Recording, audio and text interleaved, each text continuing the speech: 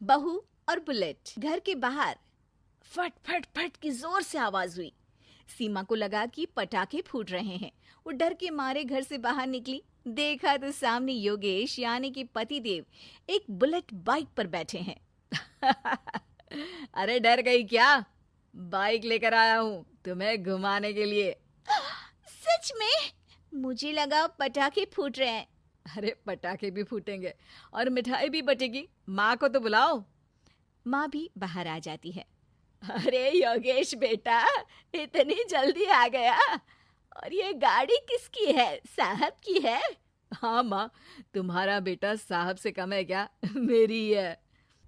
अरे बेटा, इतनी बड़ी गाड़ी ले ली, इससे तो तू घोड़ा ही ले लेता। महंगी पड़ी होगी ना? माँ महंगी सस्ती छोड़ो और मिठाई लाया हूँ, गांव में बंटवा दो। अरे बंटवा क्यों दो? पीछे बैठो, गांव में बांट कर आते हैं। सब खुश थे। योगेश गांव के बाहर एक कोयले की खदान में मजदूरी करता था। मेहनत और अकल से उसने वहां ठेकेदारी का काम सीख लिया और सूझबूझ से ठीक ठाक पैसा बनाने लगा। गांव में बात फैल गई कि योगेश के घर धमाका गाड़ी आई है। ऐसी गाड़ी पहले कभी किसी ने गांव में तो देखी नहीं थी। योगेश और माँ गाड़ी से वापस घर आ जाते हैं। बेटा, बाबूजी ऊपर से देख रहे होंगे और आशीर्वाद भी दे रहे होंगे तुझे। वो होते तो उनको भी घुमाता माँ। पूरे गांव में नाच नाच के मिठाई बांटने जाते। जैसे मैंने नाच नाच के बांटी थी जब वो अपने लिए एक साइकिल लेकर आए थे। बस बस, बाबूजी दो बात भी सुनाते कि फटफट वाली फटफटी ले आया। सीमा आगे कहती है, अपने लिए तो ये गाड़ी ले आए और मेरे लिए? अरे ये गाड़ी तुम्हारे लिए ही तो है। पक्का मेरे लिए है? अरे पक्का तुम्हारे लिए है। अगली सुबह जब योगेश सो रहा होता है तो उसे बाहर से गाड़ी की आवाज आती है। वो घबरा कर चिल्लाता है, चोर चोर, मेरी गाड़ी ले जा रहा है, चोर चोर। माँ भी जागती है और योगेश के साथ दरवाजे की तरफ भागती है। जैसे ही दोनों बाहर निकलते हैं तो देखते हैं कि सीमा गाड़ी चला रही है। अरे बहू, नाक कटवाओगी क्या? ये क्या कर रही हो? अरे गिर जाओगी, ये क्या कर रही हो तुम? सीमा गाड़ी को रोक कर कहती है, सारे गांव में घुमा लाई, कहीं नहीं गिरी। क्या? सारे गांव में घुमा लाई? अरे लोग क्या कहेंगे बहू? सोचा क्या एक बार?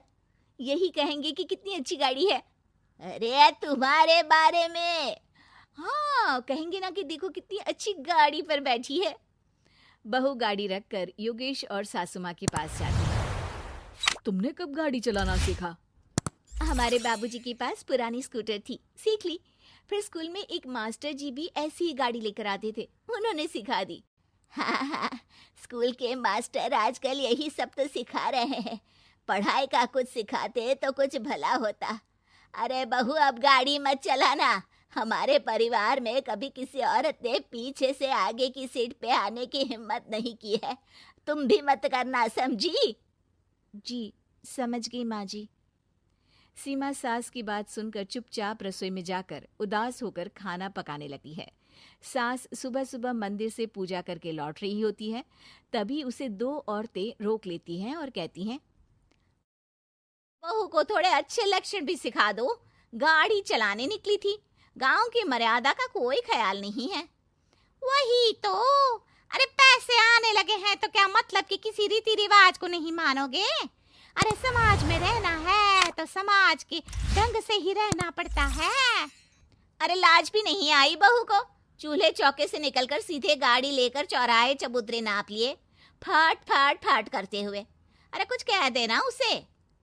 अरे ये क्या कहेगी? बूढ़ी सास है, इनकी थोड़ी ना चलती होगी घर में। हाँ, बहू की ही चलती होगी, मर्जी भी और गाड़ी भी। सास सब सुनकर घर आती है और बहू को चिल्ला के बुलाती है, अरे नाक कटवा दी सबके सामने गाड़ी चलाकर। औरत जात गाड़ी नहीं चलाती। शहरों में तो 4 पहियों वाली गाड़ी भी चलाती हैं और हेलीकॉप्टर, हवाई जहाज भी। शहर में थोड़ी ना रहती हूँ मैडम साहिबा। आज के बाद गाड़ी से ही नहीं, यूं भी निकलना बंद तुम्हारा घर से। माँ सही कह रही है। कहीं भी जाना हो तो मुझे बता देना, मैं लेके चलूंगा। आज माँ को तुम्हारे कारण कितनी बातें सुननी पड़ी। इतना कहते हुए योगेश वहां से चला जाता है। बारिश की वजह से कारखाने के रोड पर कीचड़ रहता है, इसीलिए योगेश गाड़ी घर रख कर जाता है और किसी से लिफ्ट लेकर कारखाने पहुंचता है ताकि नई गाड़ी गंदी ना हो। लेकिन शाम को इतनी तेज बारिश होती है कि उसे वापस आने का कोई साधन ही नहीं मिलता। बारिश बढ़ती जाती है। रात के 11 बज जाते हैं।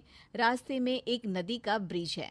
अगर उस पर पानी आ गया तो योगेश कारखाने में ही फंस जाएगा। पूरी रात भूखे प्यासे बितानी पड़ेगी। घना अंधेरा, बिजली की कड़कड़ाहट और तेज बारिश। राजेश डर भी रहा था, ठंड से कांप भी रहा था। तभी उसे रोड से आती हुई एक रोशनी दिखती है। वो देखता है कि उसके सामने एक बाइक आकर खड़ी हुई है। वो ऊपर वाले को धन्यवाद देकर उस बाइक वाले आदमी की तरफ बढ़ता है, पर पास जाकर देखता है तो भौचक्का रह जाता है। सीमा, तुम यहाँ इतनी बारिश में गाड़ी पर? पहले बैठो तो, नदी ब्रिज पे आ जाएगी तो जाना मुश्किल हो जाएगा। योगेश गाड़ी के पीछे बैठता है। सीमा गाड़ी चला रही है। मैंने तो तुमको पहचाना ही नहीं। गाड़ी की आवाज तो पहचानी होगी ना। अरे पर मुझे नहीं पता था कि तुम आओगी। अच्छा किया कि तुम आ गई। माँ नहीं आने दे रही थी, पर हमेशा पति पत्नी की रक्षा थोड़ी ना करेगा, पत्नी को भी तो करनी चाहिए। योगेश को सुबह अपने किए पर पछतावा होता है। उसकी आंख में आंसू आ गए जो बारिश की बूंदों में बह गए थे। उसके बाद सीमा को सास ने और योगेश ने खुशी खुशी समाज की सीमा लांघने की मंजूरी दे दी। अब वो जहां भी जाती फट फट फट गाड़ी पे ही जाती।